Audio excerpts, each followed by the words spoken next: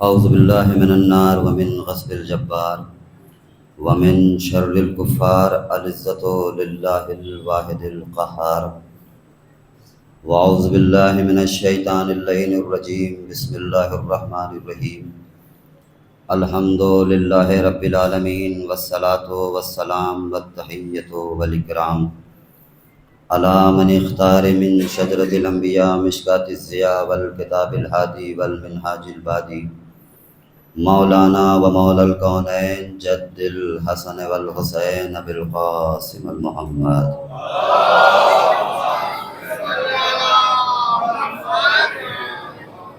وعلی آلہ بررۃ الکرام سیما ابن امہ علی علیہ السلام اللہم لعن اول ظالم ظلم حق محمد وآل محمد وآخر تاب لہ ولا ذالک اللہم لعن الصحابۃ التی جاہدت الحسین علیہ السلام وشایعت وبایعت وتابعت علی قتلہ اللہم لعنہم جمیعا السلام علی الحسین وعلی علی ابن الحسین وعلی اولاد الحسین وعلی اصحاب الحسین الذین بذلوا مہجہم دون الحسین علیہ السلام اما بعد فقد قال اللہ تبارک وتعالی فی کتابہ المبین وہو اصدق القائلین وقولہ الحق بسم اللہ الرحمن الرحیم تبارک الذی بیدہ الملک وہو علی کل شیء قدیر الذی خلق الموت والحیات لیبلوکم ایکم احسن عملا صلوات پڑھ دیں۔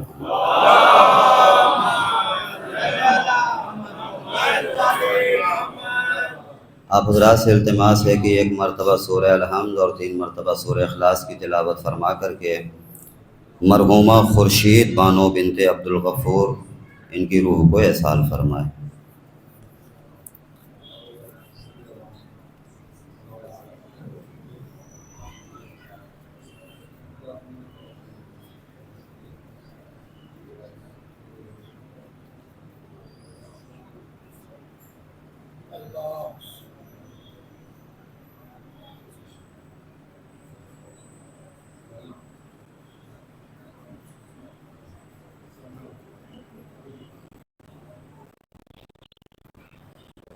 صلوات پڑھے محمد وآل محمد۔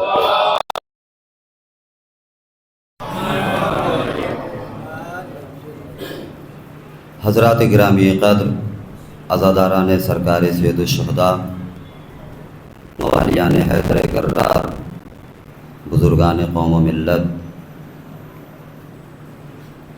وقت بڑا مختصر ہے اور جلدی جلدی آپ حضرات کی بارگاہ میں چند معروضات عرض کرنے ہیں۔ کائنات کا پروردگار خداوند رب الافواج حکیم علی الاطلاق سب سے عظیم بادشاہ، لفظ کن سے کائنات کا خلق کرنے والا پروردگار قرآن کی اس آیہ کریمہ میں موت و حیات کے حوالے سے گفتگو کرتے ہوئے رطب اللسان ہے، ارشاد فرما رہا ہے۔ یہ بات ذہن میں رکھیں، موت حق ہے۔ موت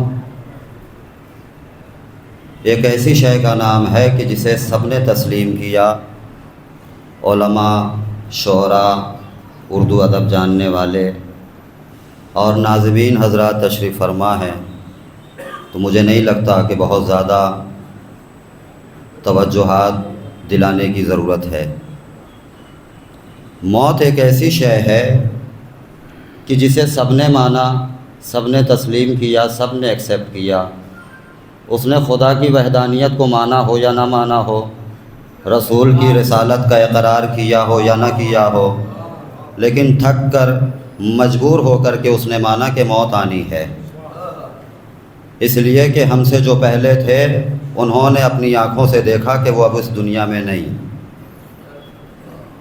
تو کانسیپٹ اور کلیہ نتیجہ رزلٹ یہ ہے کہ جو بھی آیا ہے وہ واپس جائے گا، اور یہ انسان ہے، اولاد آدم ہے، جب بھی کوئی دنیا سے جاتا ہے، خواہ وہ کسی بھی مذہب کا ہو، کسی بھی فرقے کا ہو، کسی بھی قوم کا ہو، کسی بھی قبیلے کا ہو، کسی بھی زمین کے خطے سے تعلق کیوں نہ ہو، جب وہ اس دنیا سے جاتا ہے تو ہر ایک مذہب کے پاس، ہر ایک گروہ کے پاس اپنے مرنے والے کو یاد کرنے کا ایک طریقہ ہے، اور ہر کوئی اپنے گزر جانے والے کو یاد کرتا ہے، ہر کوئی اسے فراموش نہیں کرتا، لیکن سب کے پاس اپنا اپنا ایک طریقہ ہے، ایک کانسیپٹ ہے، ایک اصول ہے، ایک دستور ہے، ایک قانون ہے، ایک آئین ہے۔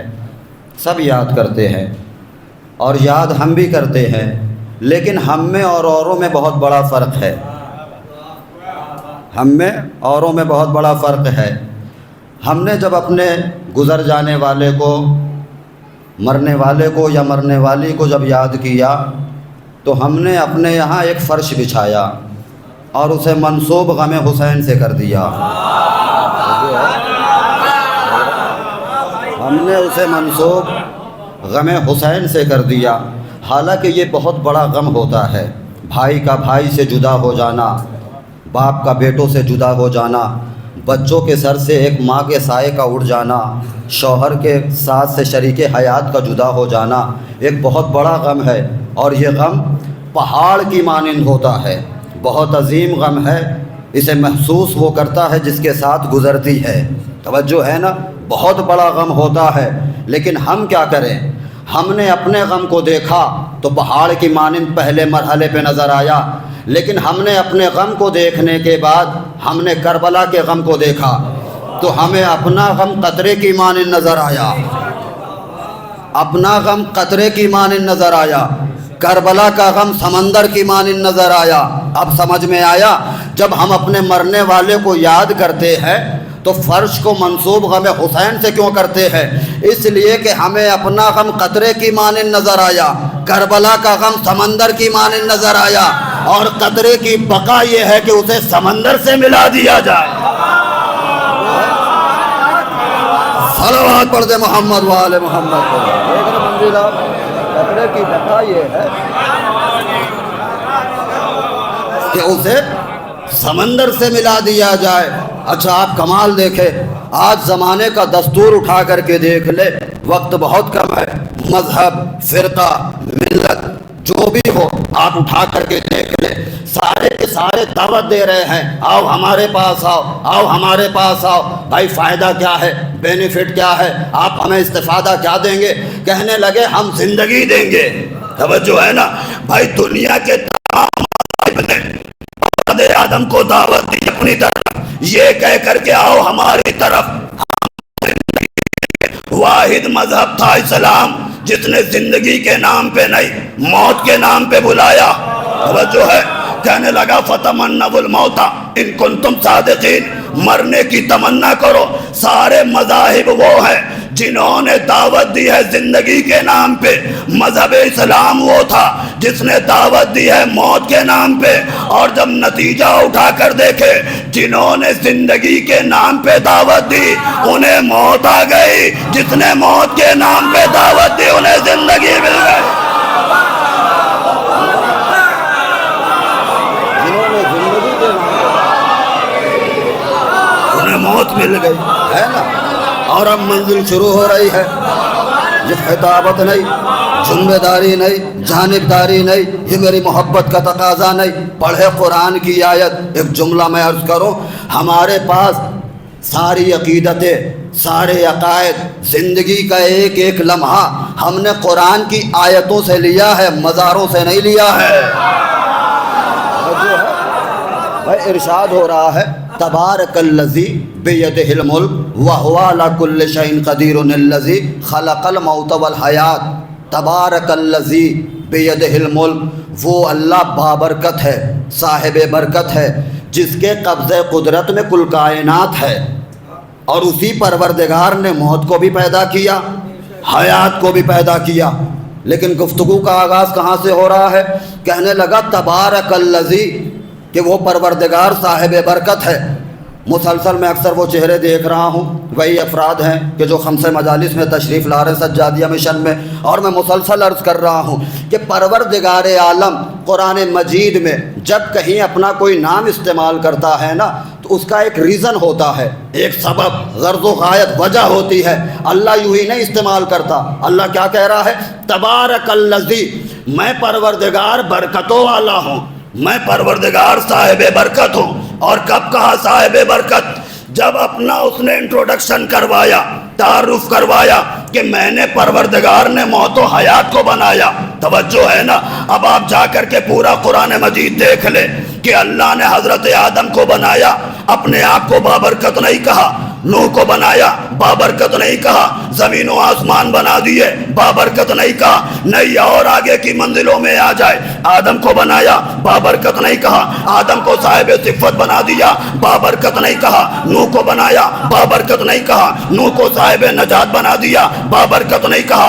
ابراہیم کو بنایا، بابرکت نہیں کہا۔ ابراہیم کو خلت دے دی، بابرکت نہیں کہا۔ یوسف کو بنایا، بابرکت نہیں کہا۔ یوسف کو حسن کا امام بنا دیا، بابرکت نہیں کہا۔ لیکن جب موت و حیات کا تذکرہ کیا، جب اپنا تعارف کروایا، میں نے پروردگار نے موت کو بنایا، تب کہنے لگا میں اللہ برکتوں والا ہوں۔ اللہ خالق موت کی حیثیت سے اپنے آپ کو بابرکت کہہ کے بتانا تو یہی چاہتا ہے کہ بات انسانوں کی سمجھ میں آ جائے کہ موت برکت کا نام ہے، نحوست کا نام نہیں ہے۔ موت برکت کا نام ہے۔ وہ اور ہوں گے جن کی قبروں میں سانپ آئیں گے، بچھو آئیں گے، توجہ ہے نا؟ وہ اور ہوں گے۔ بھائی ہماری قبروں میں مولا آتے ہیں، زندگی وار کے اس واسطے پہنچے ہیں یہاں، ہم کو یقین ہے کہ قبر میں علی آتے ہیں۔ موت برکت کا نام ہے۔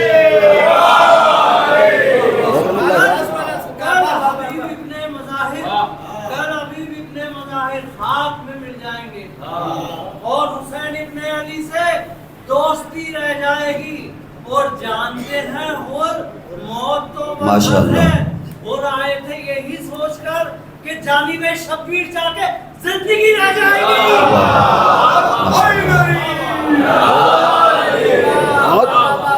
موت برکت کا نام ہے۔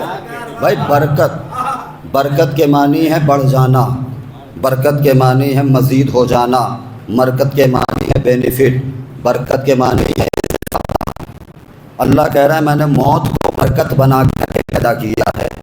موت نحوست نہیں ہے، موت برکت ہے۔ توجہ ہے نا؟ یعنی کہ موت برکت، یعنی کہ اسلام میں کوئی نہ کوئی ایسا طریقہ ہے کہ اس انسان کبھی مرتا نہیں۔ بھائی چھوٹی سی مثال دو جملوں میں، آپ نے بزنس شروع کیا، 50 لگائے، 100 واپس آئے، یہ ہے برکت۔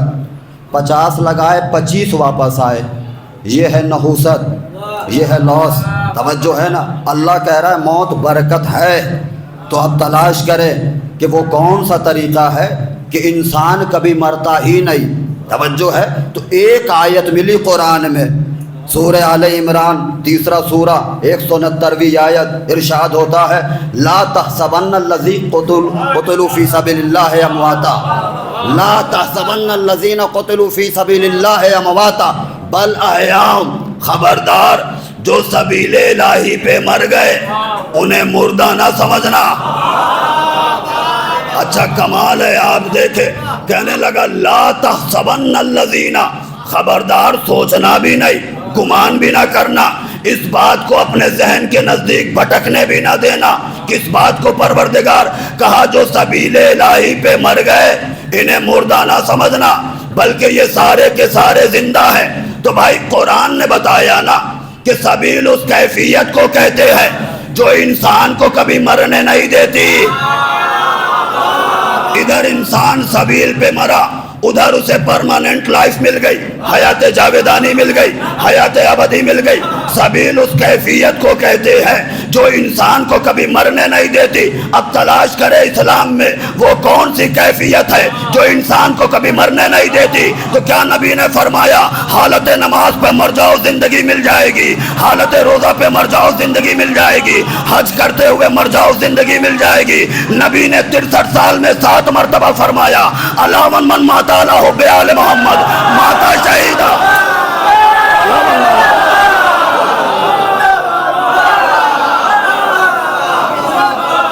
7 مرتبہ فرمایا۔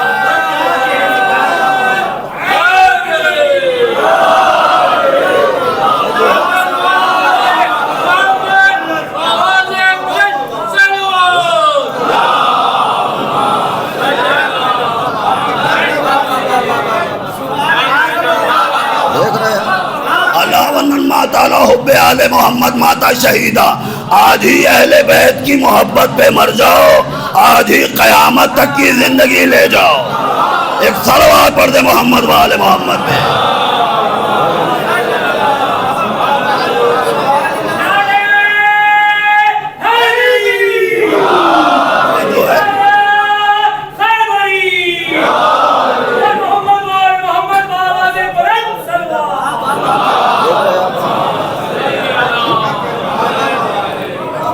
اہل بیت سے وابستگی انسان کے لیے عجیب نوید ہے, باغ بہشت ہے, انسان کے لیے خوشخبری ہے. انسان مر ہی نہیں سکتا اگر دامن اہل بیت سے وابستہ ہو جائے. توجہ ہے, یہ دامن اہل بیت ہے. اصل میں ہم نے موت و حیات کی ڈیفینیشن, تعریف ہم نے غلط کی. ہم نے یہ سوچا کہ انسان دیکھ رہا ہے تو زندہ, دیکھنا اس نے بند کر دیا تو مردہ. ہم نے سوچا کہ انسان چل رہا ہے تو زندہ, اب چلتا پھرتا نہیں تو یہ مردہ. حالانکہ موت و حیات اسے نہیں کہتے. توجہ ہے, قرآن سے پوچھے نا بھائی, ہم تو اس کے ماننے والے ہیں کہ جو وارث قرآن ہے. الحمدللہ اس سے ہمارا کوئی وابستگی نہیں جسے زندگی بھر سورہ بقرہ یاد نہیں ہوا. پڑھے قرآن مجید, پوچھے موت و حیات کسے کہتے ہیں. قرآن نے ارشاد فرمایا, قرآن کہنے لگا موت و حیات کسے کہتے ہیں, کہنے لگا فَأَنزَلْنَا مِنَ السَّمَاءِ مَاءً طَهُورًا, ہم نے آسمان سے پانی نازل کیا. فَأَحْيَا بِهِ الْأَرْضَ بَعْدَ مَوْتِهَا, زمین مر چکی تھی, ہم نے اس پانی سے زمین کو زندہ کیا. توجہ ہے, زمین مر چکی تھی, ہم نے پانی سے زمین کو زندہ کیا. تو کیا یہ زمین کو بھی موت آتی ہے, زمین کو بھی حیات آتی ہے؟ کہا ہاں. زمین اگر بنجر ہو جائے, زمین اگر اناج نہ اگلے تو یہ زمین مر گئی ہے, ڈیڈ ہو گئی ہے. توجہ ہے نا. اور وہی زمین زرخیز ہو جائے, وہی زمین اناج اگلنے لگے تو یہ زمین زندہ ہو گئی. توجہ ہے نا. تو موت و حیات کا کانسیپٹ کیا نکلا؟ اللہ نے جس چیز کو جس کام کے لیے بنایا اگر وہ اسے انجام دے تو وہ چیز اسے وہ زندہ, اور اگر انجام نہ دے تو وہ چیز ہے مردہ. اگر وہ اپنے مقصد کو پورا کرے تو وہ زندہ, پورا نہ کرے تو وہ مردہ. اب تمام مخلوقات کو دیکھ لیں, اپنے آپ کو بھی دیکھیں کہ اگر آپ اپنے مقصد حیات کو پورا کر رہے ہیں تو زندہ, پورا نہ کرے تو مردہ. توجہ ہے نا بھائی. وقت بہت کم ہے, میں ان مراحل میں نہیں جانا چاہتا کہ بی بی فرماتی ہیں روئے گا کون؟ کہا خدا قوم پیدا کرے گی. بھائی موت و حیات کا کانسیپٹ تو یہی ہے نا, قرآن کی آیت ہے, کسی دودھ پینے والے کی روایت تو نہیں. کہا کہ بھائی موت و حیات اسے کہتے ہیں کہ اللہ نے جس چیز کو جس کام کے لیے بنایا اگر وہ اسے انجام دے تو وہ چیز زندہ, انجام نہ دے تو وہ مردہ. توجہ ہے نا. اب میں تمام مخلوقات میں کہاں سب کا تذکرہ کروں, بس اللہ نے ایک چیز اور بنائی ہے جس کی طرف سارا عالم اسلام سر جھکا رہا ہے. جب تک سر نہ جھکائے وہ مسلمان نہیں کہلائے گا. وہ ہے کعبہ. توجہ ہے, اللہ نے کعبے کو بھی بنایا نا. کعبے کی ابتدا, زمین کی ابتدا ہو رہی ہے کعبے سے. اللہ نے کعبے کی سرزمین کو ڈاٹ کی شکل میں بنایا, پھر زمین کا فرش بچھا دیا, پھر ہادیوں کا سلسلہ شروع کیا. توجہ ہے نا. اللہ نے کعبے کو بنایا. کیوں بنایا کعبے کو؟ پڑھے سورہ بقرہ. ارشاد ہوا وَأَعْهِدْنَا إِلَىٰ إِبْرَاهِيمَ وَإِسْمَاعِيلَ أَن طَهِّرَ بَيْتِي لِلطَّائِفِينَ وَالْعَاكِفِينَ لِلرُّكَّعِ السُّجُودِ. ہم نے ابراہیم اور اسماعیل کو حکم دیا کہ میرے گھر کی دیواروں کو بلند کرو تاکہ لوگ یہاں طواف کریں, اعتکاف کریں, لوگ اسے رکوع کریں, لوگ اسے سجدہ کریں. تو کعبہ کس لیے بنا ہے؟ تاکہ لوگ اسے رکوع کریں, تاکہ لوگ اسے سجدہ کریں. اب اگر لوگ اسے سجدہ کریں تو کعبہ زندہ ہے, اور اگر سجدہ نہ کرے تو پھر کعبہ مردہ ہے. توجہ ہے بھائی. قرآن کی آیت کی روشنی میں بات کر رہا ہوں. اگر لوگ سجدہ کریں تو کعبہ زندہ, سجدہ نہ کرے تو کعبہ مردہ. توجہ ہے نا. لیکن میں نے تاریخ دیکھی, حضرت آدم نے بھی نمازیں پڑھی ہیں لیکن کہیں نہیں ملتا رخ خانہ کعبہ کی جانب ہو. جناب نوح نے بھی نمازیں پڑھی ہیں کہیں نہیں ملتا کہ رخ کعبے کا ہے، جناب ابراہیم اور اسماعیل نے دیواروں کو بلند کیا ہے، نہیں ملتا کہ کعبے کو سجدہ کیا ہو۔ حد تو یہ ہو گئی ہمارے آخری نبی ابتدا کی ساری نمازیں رخ بیت المقدس کی جانب، توجہ ہے نا، ابتدا کی ساری نمازیں رخ بیت المقدس کی جانب۔ آدم سے پوچھا آدم آپ نے کسے نمازیں پڑھی ہیں؟ کہنے لگے اپنے اللہ کو پڑھی ہے۔ نوح آپ نے کسے سجدہ کیا ہے؟ کہنے لگے واجب الوجود کو کیا ہے۔ ابراہیم آپ نے یہ نمازیں کسے پڑھی ہیں؟ کہنے لگے مالک الرحمن الرحیم کو پڑھا ہے۔ اللہ کے نبی آپ نے یہ جو ابتدا میں نمازیں پڑھی ہیں آپ نے یہ کسے سجدہ کیا؟ کہنے لگے اپنے اللہ کو کیا ہے۔ لیکن اللہ کے نبی ابتدا میں جتنی نمازیں پڑھی ہیں ساری نمازوں کا رخ بیت المقدس کی جانب ہے، حالانکہ مکے میں کعبہ ہمیشہ سے کعبہ تھا۔ آپ نے کعبے کو سجدہ نہیں کیا، کہا نادان تجھے نہیں پتا یہ جو مکے میں کعبہ ہے یہ جس میں کعبہ ہے، جب تک 12ویں رجب کی 13ویں شب کو روح کعبہ نہ آ جائے سجدہ نہیں کرواؤں گا۔ جب تک 12ویں رجب کی 13ویں شب کو کعبے میں روح کعبہ خطابت نہیں۔ اگر شیخ سلمان قندوزی نے ینابع المعدہ میں نہ لکھا ہو تو مجرم۔ شیخ سلمان قندوزی فرماتے ہیں مکہ فتح ہو گیا، حرم خانہ کعبہ میں صحابہ کرام کا جمع غفیر لگا ہوا ہے۔ ایک مرتبہ سورج نصف النہار کی منزل پہ پہنچا، نبی کی معصوم نگاہوں نے دیکھا، آواز دی بلال اذان کا وقت آن پہنچا ہے۔ بھائی پچھلے محلے میں لاک ڈاؤن کرفیو تو نہیں لگا ہوا؟ تھوڑا تھوڑا ایسے ہلا کرے مجھے احساس ہو۔ ایک صلوات پڑھے محمد و آل محمد۔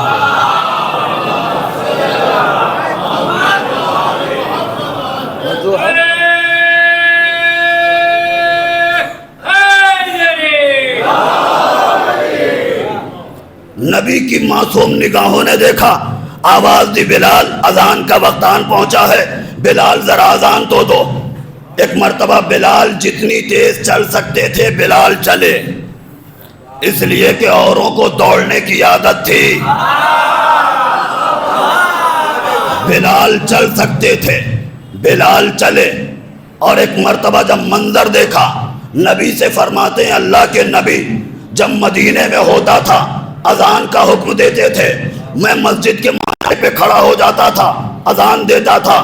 اللہ کے نبی زندگی میں پہلا موقع ہے، حرم خانہ کعبہ میں صحابہ کرام کا جمع غفیر لگا ہوا ہے، کوئی بلند مقام نہیں دکھائی دیتا، میں کہاں کھڑے ہو کر کے اذان دوں؟ جیسے ہی نبی نے فرمایا، بلال نے کہا، نبی فرماتے ہیں بلال جا کعبے کی چھت پہ کھڑا ہو جا، بلال کعبے کی چھت پہ کھڑا ہو جا۔ بلال ابراہیم اور اسماعیل جیسے معصوم نبیوں نے ہزار ہزار رکعتیں نماز پڑھ کر کے جن پتھروں پہ پتھر رکھ کر کے کعبے کی دیوار کو بلند کیا تھا، بلال ان پتھروں پہ اپنے قدم رکھتے ہیں، رکھتے رکھتے کعبے کی چھت پہ کھڑے ہو جاتے ہیں۔ کعبے کی چھت پہ کھڑے ہو کر بلال زمانے کو بتا یہ رہے ہیں، زمانے والوں یاد رکھنا بلندی ان کا نصیبہ نہیں ہوتی جسے بھیڑ بھڑک کر بلند کر دے، بلندی ان کا مقدر نہیں ہوتا جنہیں ثقیفہ بلند کر دے، بلندی ان کا مقدر ہے جنہیں آل محمد بلند کر دے، بلندی ان کا مقدر ہے جنہیں آل محمد بلند کر دے۔ نبی فرماتے ہیں بلال اذان دو۔ ایک مرتبہ بلال اپنے ہاتھوں کو کان کی لو تک لے آئے، بلال کے ذہن میں سوال آیا، ایک مرتبہ چلتے ہوئے اس مقام پہ آئے جہاں نیچے نبی کھڑے ہوئے ہیں، ہاتھوں کو جوڑ کر کہتے ہیں اللہ کے نبی جب میں مدینے میں ہوتا تھا آپ مجھے اذان کا حکم دیتے تھے، میں مسجد کے منارے پہ کھڑا ہوتا تھا، رخ میرا کعبے کی جانب ہوتا تھا۔ اللہ کے نبی زندگی میں پہلا موقع ہے، اللہ کے نبی زندگی میں پہلا موقع ہے، میں کعبے کی چھت پہ کھڑا ہوں، میری سمجھ میں نہیں آتا میں کدھر دیکھ کر کے اذان کہوں۔ جیسے ہی بلال نے سوال پوچھا، مجمع میں سے رسول نے علی کو قریب بلایا، بلال کی آنکھوں میں آنکھیں،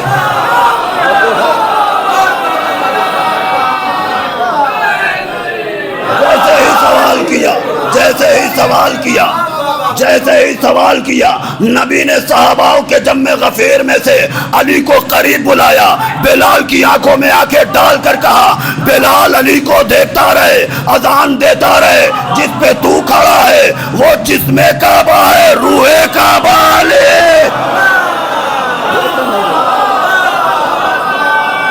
روح کعبہ علی ہے۔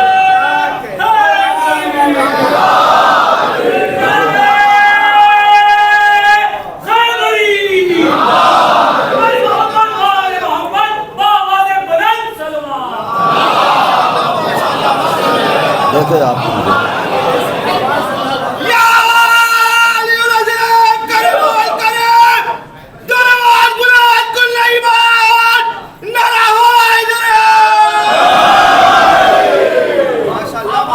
آپ کی مسافر نوازی کا شکریہ۔ علی روح کعبہ ہے، دیکھتا رہے، اذان دیتا رہے۔ توجہ ہے نا، اہل بیت سے جو وابستہ ہو جاتا ہے اسے موت نہیں آتی، ہے نا۔ لا تحسبن الذین قتلوا فی سبیل اللہ امواتا، خبردار جو سبیل الہی پہ مر گیا، محبت اہل بیت پہ مر گیا، اسے مردہ نہ سمجھنا۔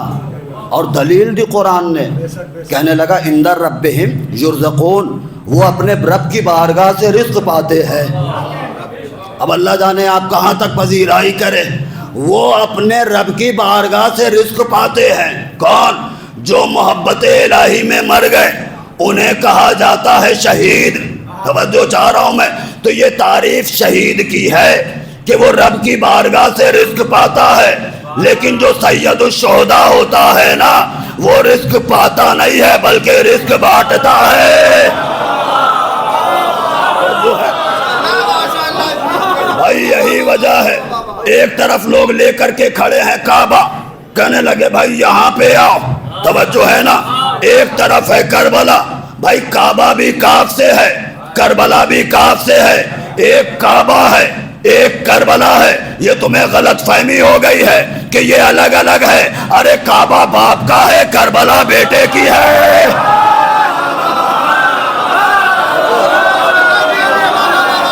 کعبہ باپ کا ہے، کربلا بیٹے کی ہے۔ کعبہ باپ کا، کربلا بیٹے کی۔ ہاں یہ اور بات ہے، کعبے کو جاؤ گے شکل سنور جائے گی، کربلا جاؤ گے نسل سنور جائے گی۔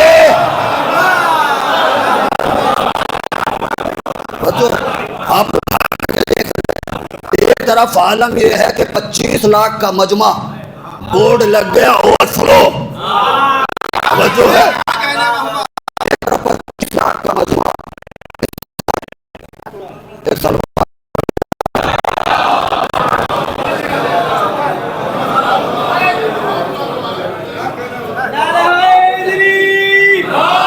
آپ حضرات تھوڑا سا آگے آ جائیں، جو حضرات باہر ہیں وہ بھی اندر تشریف لے آئیں۔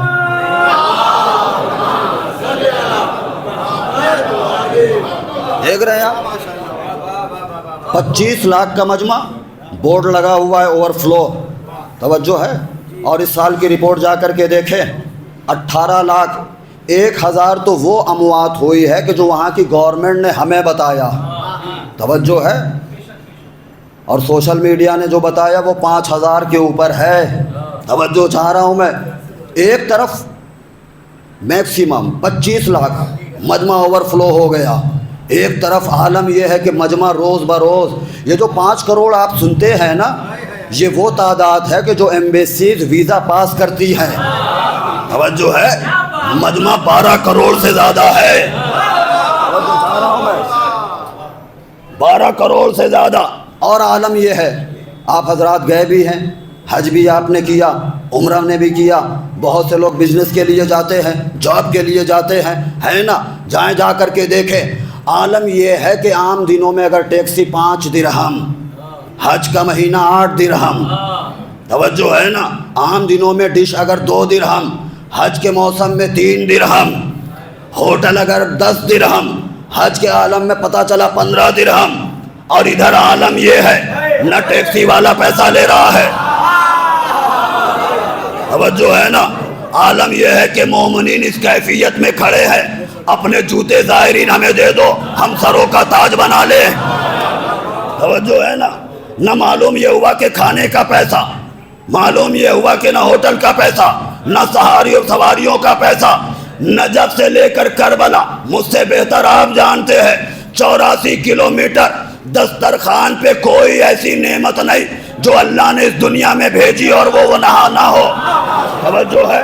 موسم ہو یا نہ ہو لیکن وہاں موجود ہے 84 کلومیٹر۔ ایک صاحب کہنے لگا رے بھائی وہاں کی گورنمنٹ سنبھالتی کیسے ہے؟ میں نے کہا نادان تجھے پتہ ہی نہیں، وہاں کی سرکار یہ ظاہری نہیں، وہاں کی سرکار کا نام حسین ہے، گورنر حضرت عباس۔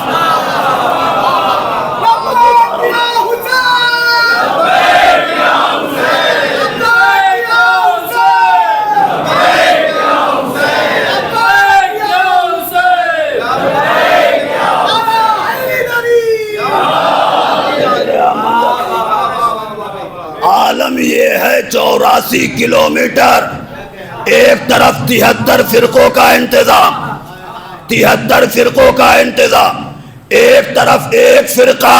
توجہ ہے نا؟ آپ کہیں گے کمال ہے مولانا، ہم بھی وہاں جاتے ہیں، ہمیں بھی ساری خبر ہے، سارے میڈیا پہ نیوز پہ ہماری نظر ہے، وہاں کرسچن بھی جاتے ہیں، اہل حنوت بھی جاتے ہیں، اب تو چائنیز جاپنیز بھی جانے لگے۔ آپ کہتے ہیں ایک فرقے کا انتظام، اب بھی کہہ رہا ہوں، ممبر سے کہہ رہا ہوں، دعوے سے کہہ رہا ہوں، ایک فرقہ، مذہب چاہے کوئی بھی ہو، جانے والا حسینی ہوتا ہے۔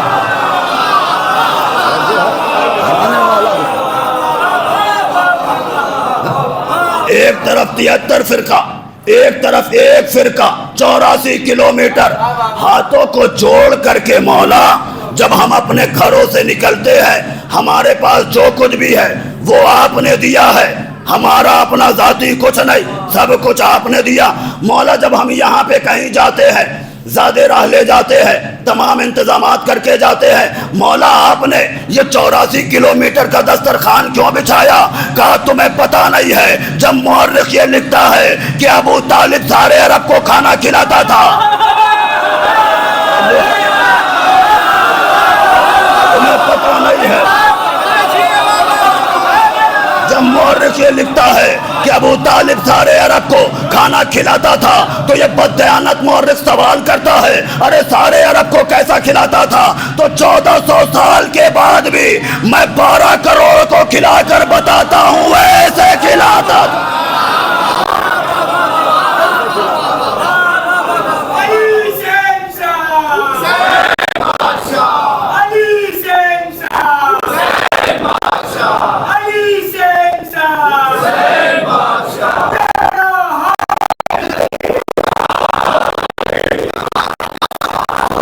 سال کے بعد 12 کروڑ کو کھلا کر بتاتا ہوں ہم ایسے کھلاتے تھے۔ توجہ ہے؟ یہ ہے حضرت سید الشہداء۔ اہل بیت سے وابستگی انسان کے لیے نوید، خوشخبری، نجات، کامیابی، کامرانی، سرفرازی، سربلندی، سب کچھ اہل بیت سے وابستگی میں ہے۔ توجہ ہے؟ اور کیوں نہ ہو اہل بیت سے؟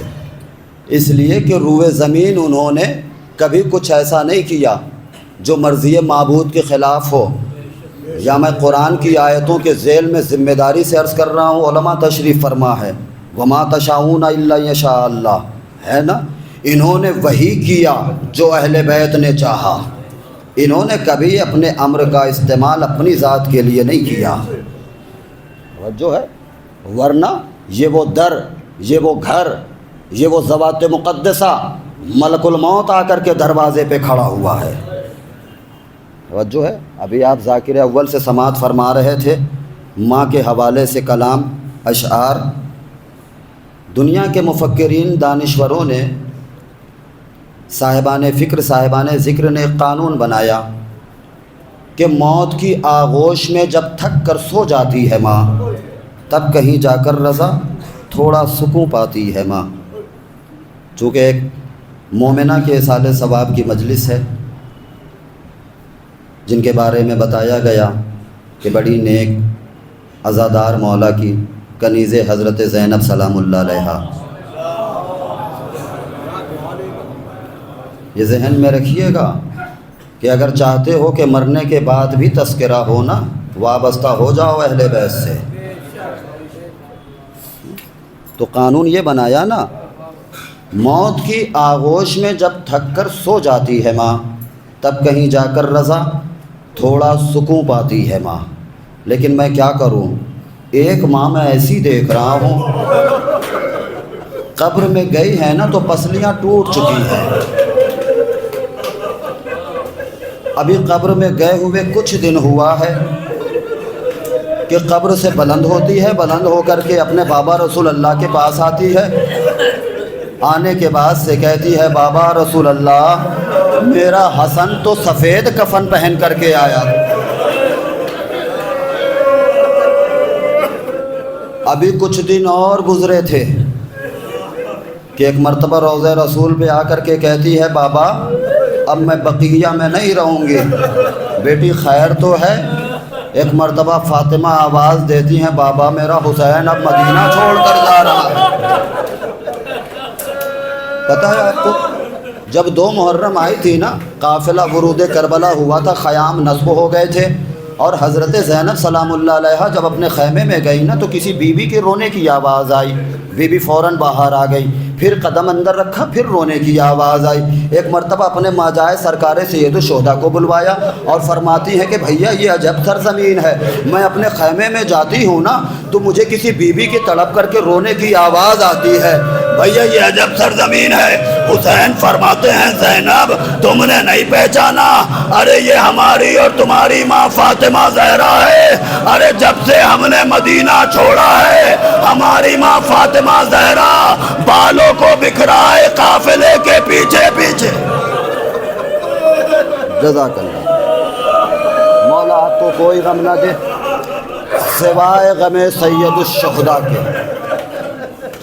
ماؤں کا کردار، ماؤں کا کیریکٹر آل محمد کے خاندان میں آ کر کے دیکھے، کربلا آئے اٹھا کر کے دیکھے۔ ایک ماں تو ایسی ہے نا، ایک ماں ایسی ہے کہ جب 11 محرم کو قافلہ جانے لگا نا، سامنے بیٹے کے جنازے دکھ رہے ہیں تو آواز دیتی ہے انو محمد مجھے معاف کرنا، میں نے تمہارا ماتم نہیں کیا، اگر میں نے تمہارا ماتم کیا اماں زہرا کو میں محشر میں کیا دکھاؤں گی۔ اس ماں کا کلیجہ یہ ہے عزادارو، اس ماں کا کلیجہ یہ ہے نا، جب 9 میل دور سے جنازہ سرکار حسین لے آئے تھے، خیمے میں لا کر کے ایک مرتبہ انہوں محمد کے جنازے کو رکھا اور کہا زینب اپنے شہزادوں کا ماتم کر لو، تو زینب رو کر کے کہتی ہے سب رنج و علم صبر کی میزا پہ تلیں گے، یہ بال تو بھیا تیرے لاشے پہ کھلیں گے۔ بیویوں انو محمد کا پرسہ نہ دو، سب مل کر کے دعا کرو رے میرا ماں جایا حسین بچ جائے۔ اس نے کبھی بیٹوں کا ماتم نہیں کیا، بیٹوں کا ماتم کبھی نہیں کیا۔ شام کا قید خانہ آ گیا، جب رہائی ملی ہے نا عزادارو، تو ایک مرتبہ تبرکات کے صندوق آئے ہیں۔ پہلا تبرک کا صندوق آیا ہے، زینب نے صندوق کھولا، مقتل کہتا ہے کہ اس میں سے کچھ چادریں نکلی۔ ایک مرتبہ زینب آواز دیتی ہیں رقیہ اپنی چادر لے جاؤ، زینب نے کہا کہ رقیہ اپنی چادر لے جاؤ، اماں فضہ چادر لے جاؤ، لیلا رباب اپنی چادر لے جاؤ۔ ایک مرتبہ حمید کہتا ہے آخر میں ایک ننھی سی چادر نکلی، زینب نے کسی کو آواز نہیں دی، چادر کو کلیجے سے لگایا، اندھیرے زندان میں آئی، ایک ننھی سی لحد پہ چادر بچھا دی، آواز دی سکینہ بڑا ارمان تھا چادر کا۔ مولا کوئی غم نہ دے آپ کو، اللہ ان آوازوں پہ رحمت نازل کرے، ہر بیماری سے دور رکھے۔ حمید ابن مسلم کہتا ہے سر شہداء آئے، سر شہداء آئے، بیویاں بڑھ بڑھ کر کے آغوش میں سر لینے لگی، تمام بیویاں مل کر کے پرسہ دینے لگی۔ حمید کہتا ہے کہ آخر میں 2 ننھے ننھے سر آئے، کوئی بیوی آگے نہیں بڑھی. شام کی رہنے والی عورتوں نے پوچھا ارے یہ بچے لاوارث ہیں کہ کوئی بڑھ کر کے لینے والا نہیں. زینب کی آواز آئی ارے میں دکھیاری زندہ ہوں. بس ایک مرحلہ مجھے پڑھنا ہے. چھوڑ رہا ہوں منبر. کربلا میں شہادت ہوئی، آن و محمد کا ماتم نہیں کیا. مقتل سے قافلہ گزرا، بی بی نے دیکھا ماتم نہیں کیا. جب تک قید میں رہی نا ماں جائے کو روتی رہی، یہاں تک کہ سر آ گئے نا آج بھی بی بی نے ماتم نہیں کیا.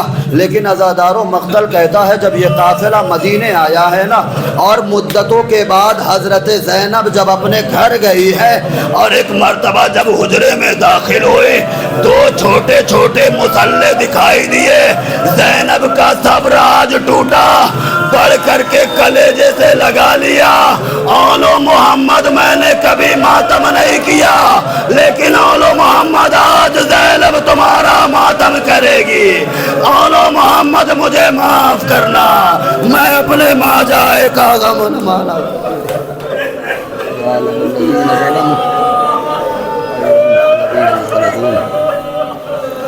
اللهم لا نول ظالم ظلم حق محمد وآل محمد وآخر تاب له ولا ذلك.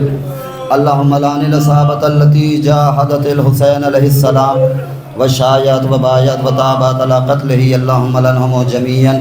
يا كاشف الكرب عن وجه الحسين اكشف كربنا بحق أخيك الحسين. يا صاحب العصر والزمان عجل على ظهورك. آپ حضرات سے التماس ہے کہ ایک مرتبہ سورہ الحمد اور 3 مرتبہ سورہ اخلاص کی تلاوت فرما کر کے مرحومہ خورشید بانو بنت عبدالغفور مرحوم ان کی روح کو احسال فرمائیں.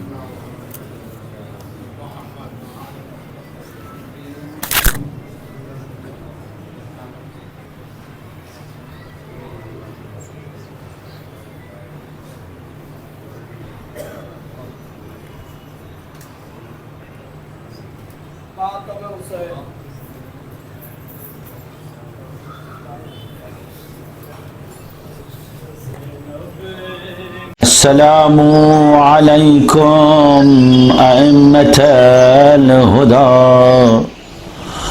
ورحمة الله وبركاته. أستودعكم الله وأقرأ عليكم السلام. آمنا بالله وبالرسول وبما جئتم به ودللتم عليه. اللهم فاكتبنا مع الشاهدين. اللهم صل على محمد وآل محمد. اللهم صل على محمد وآل محمد.